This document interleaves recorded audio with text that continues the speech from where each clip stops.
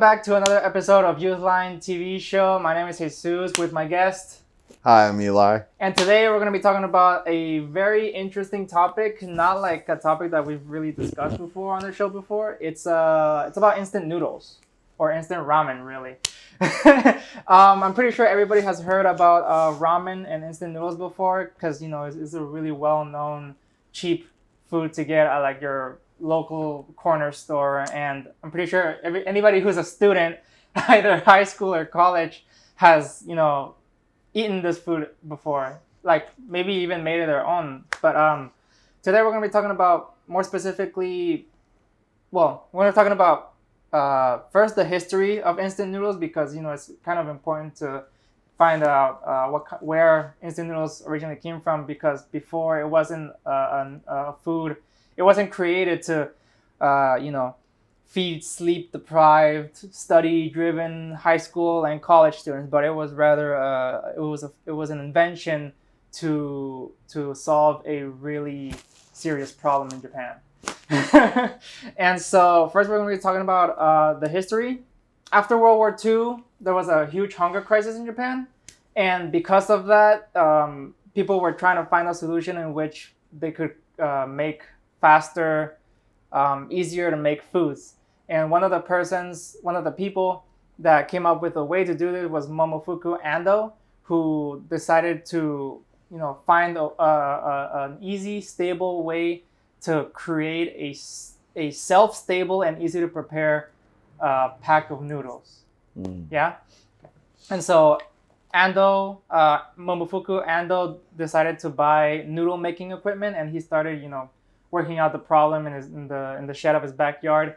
But however, after many trials and errors, he couldn't really figure out a way in which he could, find a solution to that problem. Mm-hmm. But it wasn't until one night when he walked into his wife preparing some dinner, until he decided to grab a pack of wet noodles and threw them in the tempura oil that his wife was making. And after a little bit, he took them out, and there it was, the noodle, hard, solid, rock solid. And so that's where he got the idea to make instant noodles. So the idea was to flash fry them. And then and that was his way to, create instant noodles.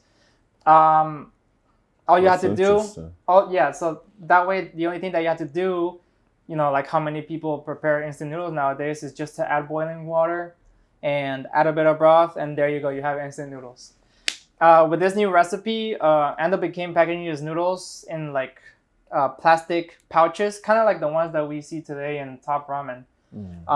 However, back then it didn't have the little sauce packet. It was just the noodles with the season already added on it. It was an instant success, however, even though that the packets were actually more expensive than buying the raw noodles themselves. So according to the official Nissan website, when the chicken ramen was introduced, the price was 35 yen per serving. At the time when the price of a bundle of udon noodles was 6 yen, so a lot cheaper. The owners of the food wholesalers were reluctant to stock the product on the grounds that it wouldn't sell. However, chicken ramen increasingly gained a reputation among the people who actually ate it as being tasty and convenient, and before long, wholesalers were inundated with orders. So it was the fancy noodle. It was a pretty fancy noodle. And it was really strange because you would go for the cheaper option rather than the expensive option. But because it was more convenient, I guess that's why it kind of took off. However, his invention of the instant noodles didn't debut until 1958, which was about more than a decade than after World War II. Yeah. But however, the food crisis was still at large, and so this idea, skyrocketed sales and stuff. However, selling the noodles in the packets was a good idea. However, in the early 1971, they decided to come up with a better idea to keep the noodles, essentially a way for you to hold the noodles rather than just buying a packet and then putting in a bowl. Because many countries other than Japan actually didn't have a lot of ways to come up with or to get bowls and utensils. And so they were trying to figure out a way in which they could packet the noodles in a bowl, so to speak. And Ando actually came up with this idea after he saw an American eating his instant noodles inside a coffee mug. Mm. So when he saw the coffee mug, that's when he got the idea of making a paper cup and putting the noodles inside, and you just add boiling water and there you go, instant noodles, which is the Cup noodles. which is the cup noodles that we know today. However, the early rendition of this product was first, well, like I said, it was a paper cup rather than styrofoam. But then it was later adapted a couple of years later because styrofoam was just a lot more sturdy and could hold more. So there were mug noodles at that point then. Yeah, probably self-made noodle, like self-made Coffee cups. mug. Yeah, mug self-made noodles. coffee mug noodles. But yeah, the instant ramen invention was an instant success. You know, here and all across the world, especially for countries that are suffering from food crises as well. Unfortunately, Ando did pass away in 2007, but not before leaving behind, the Japanese invention that has lasted for more than 60 years and still going strong for the average consumer. Also, if you want to know more about the history, or if you have a couple 900 or to $1,000 saved up in your bank account, you can go to Osaka, Japan, where you can see literally called the Cup Noodle Museum, where you can see and see all of Ando's history and origins of the cup noodle. $1,000 to go see a Cup of Noodles museum? I'm just saying. I don't know how much a trip to Japan actually costs. Oh yeah. But I don't know anything. It could be whatever, especially where you're staying. I've never been on a plane. Fun fact. I've never been to Japan. No. Yeah, me neither. I've never been on an airplane either. So it's no surprise that the instant noodles idea became an instant success, especially that since we talk about, it's easy to make, it's cheap, it's affordable, you just buy it whole in packs, and you don't really have to go out of your way to leave your house and buy something more expensive. You can just prepare it in like 2 minutes and you're ready to slurp away. However, many people who consume instant noodles are like we discussed before already, in some sort of academic education. And because of this, a lot of people who are in this academic setting don't have the time or money maybe to get something better. So instant noodles is usually the idea. Ever since 1958, its popularity began to skyrocket ever since. But hey, don't take my word for it. Let's see what some statistics have to say. According to Nippon.com, from 1958 to 1963, Nissin sold over 200 million servings of instant ramen every year. So within a 5-year period, they sold over 1 billion instant ramen servings. That's good. According to the data from the Japan Instant Foods Industry Association, in the fiscal year of 2017, the Japanese population purchased a total of 5.69 billion servings of instant noodles. Of these, 4 billion were prepackaged in cups. So the cup noodle one, because that happens to be the most popular one. The other were the bagged noodles, the top ramen noodles. I like the bag noodles. Yeah, actually, everybody else wants the cup noodles, but I like the bag. We'll see in a bit that the top ramen there's actually more inside than the cup noodles, which kind of says a lot about something. This means that the average consumer in Japan purchased about 44 servings of instant ramen that year. So in Japan alone, they sold 5.69 billion servings of instant noodles. So in Japan alone. However, in other countries, it was a lot bigger. In South Korea, in that same year, they sold 39 billion. And in that same year, China sold over 100 billion servings. Jeez. That's a lot of noodles. That's a lot of noodles. All right, so the next topic is how instant noodles revolutionized the way that we eat food, how we make and prepare food. Because again, we go back to the same topic. It's easy, it's cheap, it's there. If you just buy it, you go to the corner store, just get it. It's really cheap. So there's a lot more reasons as to why instant noodles quickly changed the way that we look at food. And one of the reasons is that they have an incredibly long shelf life.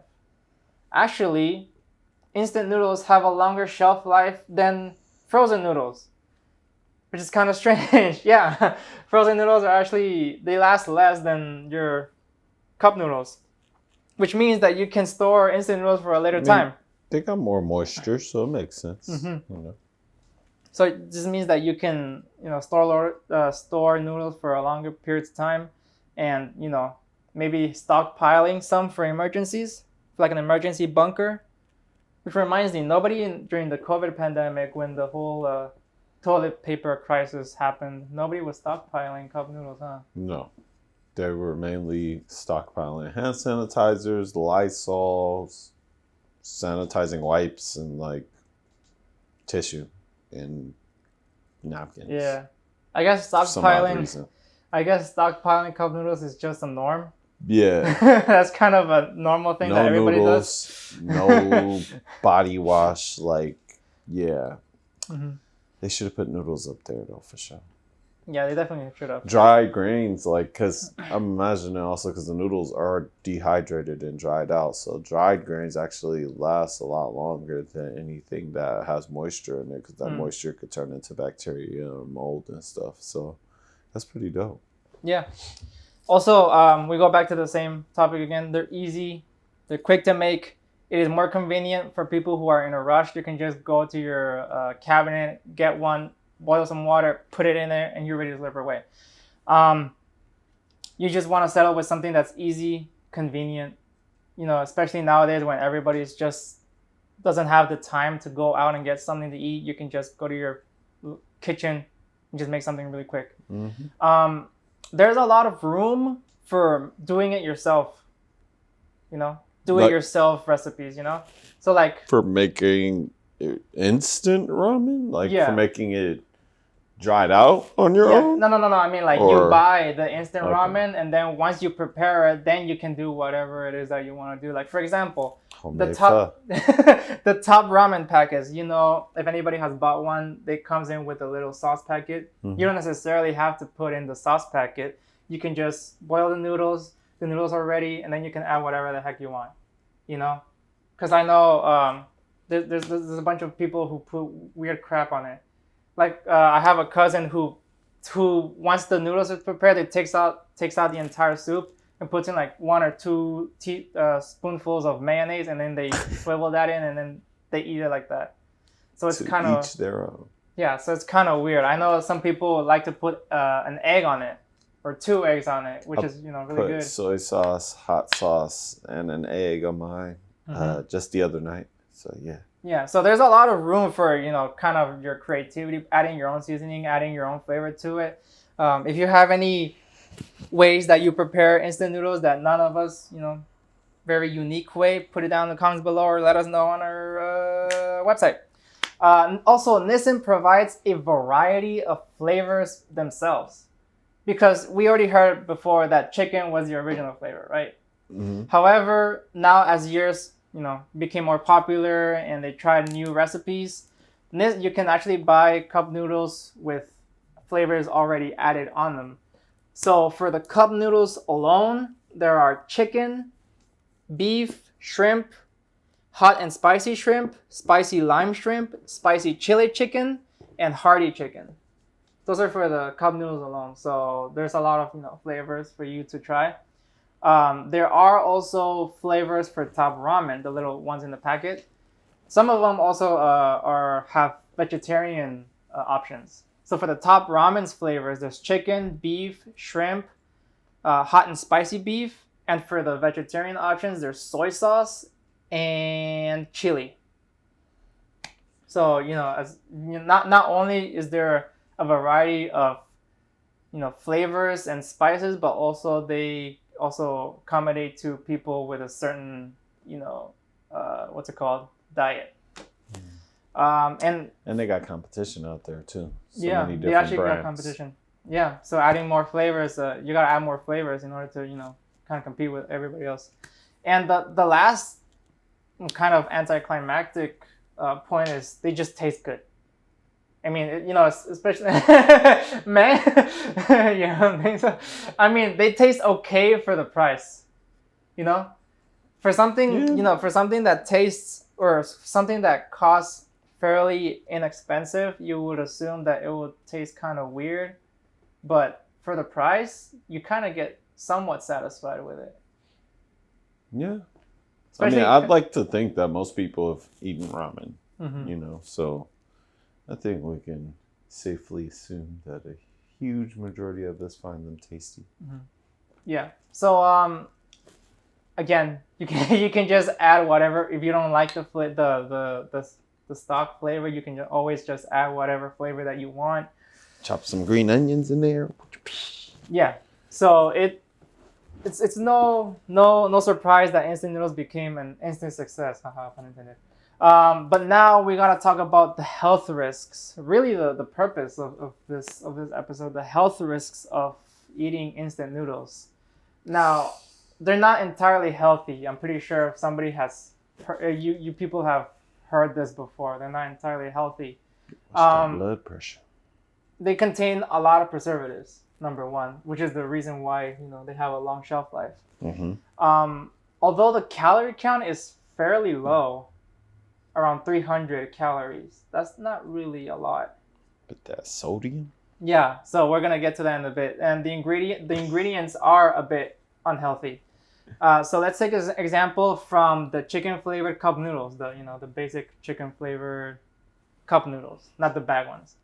So that one has 290 calories. However, one of those servings already meets half of your daily sodium intake. So 50% of the sodium or the salt that you would consume on a daily basis already has it in a cup in there. So obviously, it's not healthy to eat a bunch of these, in one day, let alone maybe 3 in one day. Yeah. Because that's gonna spike up your sodium. For top ramen, however, it is even worse. Because you mentioned before that you really like the top ramen one, right? Mm-hmm. Those are good. Well, mainly because it's actually bigger. The serving size is actually bigger in the top ramen than the cup noodles. And that's the reason is because there's actually 2 servings in the top ramen one. Okay. And for the top ramen, if you eat one whole packet by yourself, that's 70% of your sodium intake, which is even worse than the cup noodles. So it's like even way unhealthy. That's ridiculous. Yeah, but they delicious. Yeah. However, you don't. The moral of this is that you don't want to always eat instant noodles every day because everything in succession is gonna be unhealthy regardless of what it is. So eating stuff with moderation, consuming stuff in moderation, doing stuff in moderation is always a good idea to keep track of your healthiness. Yeah. And so I think we're reaching. Noodles are delicious though. They are pretty. All right, so we're reaching the end of our show now. I would like to thank all of our viewers for tuning in to this week's episode. I also like to thank my guest here for taking the time of his very busy schedule and participating and helping me out on this episode. If you like to catch more of our YouthLine episodes, you can also look at here on YouTube. Called YouthLine TV, where you can see all of our previous episodes. And if you would like to see our articles from our magazines or blogs and all that good stuff, you can also visit our website called YouthLineSF.org. You can also contact us through the Let's Chat feature, or if you want to just send us directly an email, you can email us at youthline@chalk.org. If you would like to find any other YouTube videos, you can also see them through our YouthLineSF.org website. My name is Jesus. My name is Eli. And thank you for tuning in. Bye.